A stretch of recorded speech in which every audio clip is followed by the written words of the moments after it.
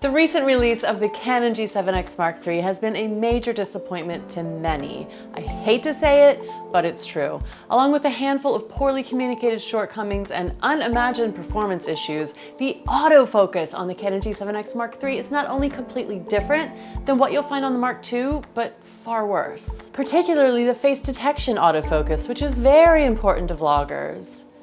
Am I in focus now? No. And while the Canon G7X Mark III is a great camera in many ways, the bad autofocus has left many of its new owners searching for any possible fixes or workarounds to make it better. Now, I don't have a magical solution to make it perfect, but I can offer some techniques that I've discovered and ideas on how to get that focus to work a bit more effectively on the Canon G7X Mark III. Hi friends, I'm Alicia and this is AMATV, where I help travel vloggers level up their video production skills. And naturally that means that we talk a lot here about the Canon G7X. Now it wasn't easy because this camera is drastically different from the Mark II, but I was able to dig deep and find a few ways that G7X Mark III users might be able to get a little bit better focus in their vlogging shots. By the way, if you really want to see this camera in action, then feel free to watch my last video of initial video tests and my discovery of these issues. And if you just like a rundown of this camera's new features, then check out the announcement review video published before that. So the announcement of the Mark III was promising. We now have an external audio input, 4K uncropped, and the ability to shoot at 120 frames a second. But no matter how many bells and whistles this camera has, nothing makes up for this autofocus. And bad autofocus is simply distracting. It's distracting to the viewer and it's distracting for the creator to manage while filming it. When you're constantly looking up at the screen to check the focus rather than looking at the lens, that means you're not connecting with your viewers, and that's just not okay. So what can you do? I first reached out to Canon's YouTube team, and I chose them because they were responding to questions on their videos. Basically, my question was whether or not there was a difference in the autofocus between the Mark II and the Mark III, whether Face ID was removed, and if there was anything we could do to make the autofocus work better on our faces. And here's what they said. The G7X Mark III performance is tuned for gentle, smooth transitions. This avoids the sometimes distracting shimmering of out-of-focus areas in movies. When quick changes of focus are preferred, half pressing the shutter button will increase the speed. So they did confirm that the Face ID was removed, and they did not comment on the firmware update that I asked about, or if there was anything we could do to make it better. So I don't know about this shimmering, and I'm not talking about rapid changes of focus either. I just want the camera to stay focused on my face when I vlog. But either way, Canon recommends pressing the shutter button halfway down to increase the speed of focus. Now this half press is a common move and generally it works, but when I tried it, it didn't work worth anything because the camera simply could not find my face. About 70% of the time, it could not find my face. So let's turn to the real pros, viewers of AMATV and users of the Canon G7X Mark III, because I asked you guys if you had any solutions, and this is the one that stood out. A channel called Media Hound, who reviews lots of different tech gear, says, I think I may have found a solution to the focus issues. Set the camera to macro mode and leave it there. It seems to pop to focus on my face easier. Now this is exciting advice and something I was anxious to try. To do this, you would tap the left side of that little wheel and choose the flower. You'll see that choice reflected under the record button on the display screen. And if you don't see this screen for some reason, just be sure that that top dial is set to movie mode and then tap the bottom of the wheel to cycle through different display screens. So here are my tests with the focus set to macro. Let's see if it focuses on our faces. On your little face. Oh, little face. Your little face. It does seem to be popping into focus a little bit faster. Macro? No. And overall, I do think that yes, macro helped a tiny bit in getting the camera to focus on my face when my face was super close, but it did not hold up for anything in the distance, which makes sense. Macro is essentially going to favor whatever is close. So setting it to macro is definitely worth a try, but only for very close-up vlogging shots. Like if you have a tendency to hold the camera more like here than way out here, then you actually have a chance of being in focus. This brings us to my own suggestion, which definitely sounds like a pain, but it gets easier as I explain it, and as you practice it, it will definitely help you nail that focus. I'm gonna walk you through manual focus, peaking, and autofocus lock on the Canon G7X Mark III. So when you manually focus a camera, you are placing focus on a range of objects within a certain distance away. It's called zone focus. This is a lovely thing to learn with the detachable lens camera because you're working with a nice big dial and smoothly turning it to focus. It's tricky, but it can be learned. Now on the G7X, you'll switch to manual focus by again tapping left on the dial, and once in manual focus, you'll see these tiny up and down arrows that are no fun at all. I used to think that you had to use the touchscreen arrows to manually focus, but you definitely don't. Fortunately, you can use the up and down arrows on the dial to control them and adjust the focus. And in like a classic vlogging setup, you would just sneak your fingers around here to do it.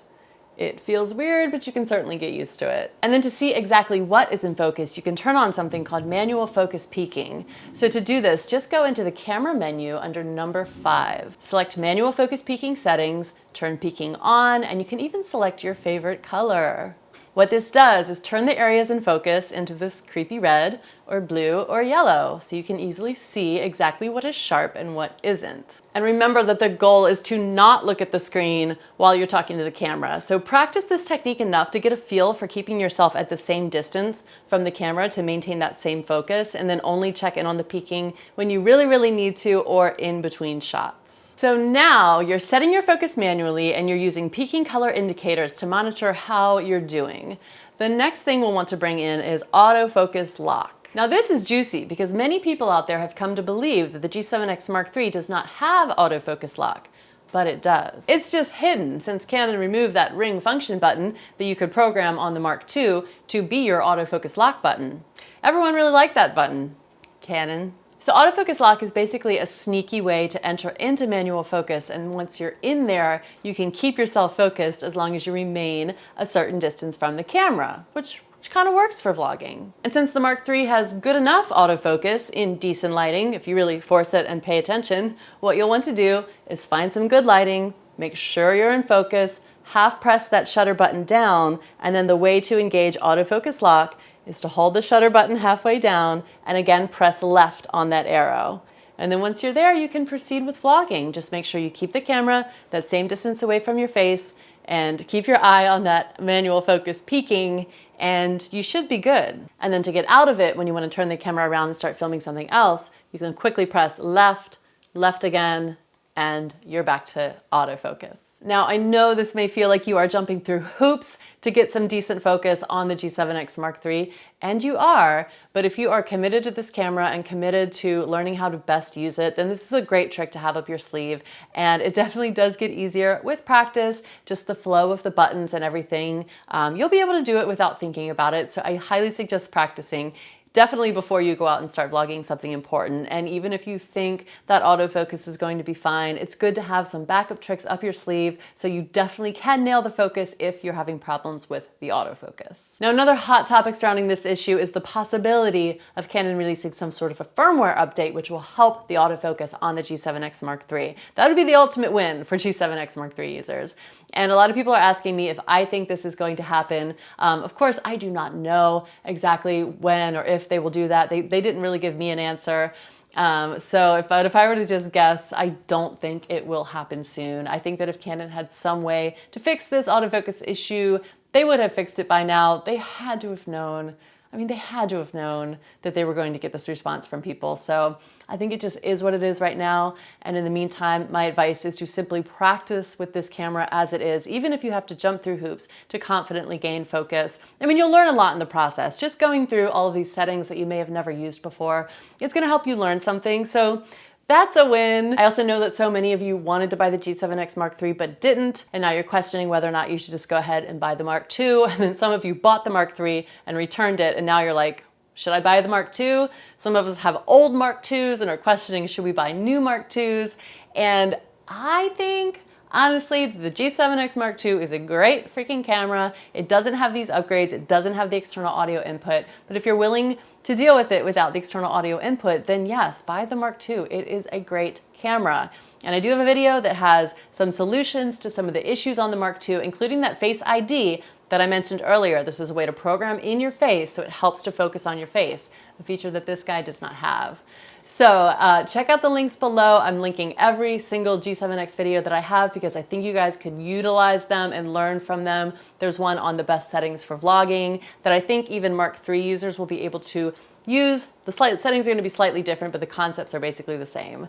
So of course, also let me know in the comments if you have any other solutions for how to best get focus on the G7X Mark III. If you've discovered anything, it would be a major help to me because I can share it with everyone. I also created a user support group for users of the G7X Mark III. So that is on Facebook.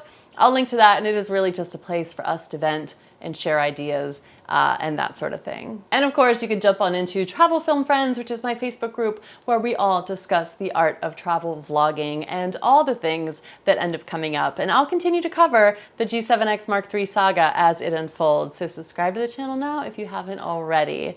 I'm Alicia, and I will see you guys in the next video. Bye.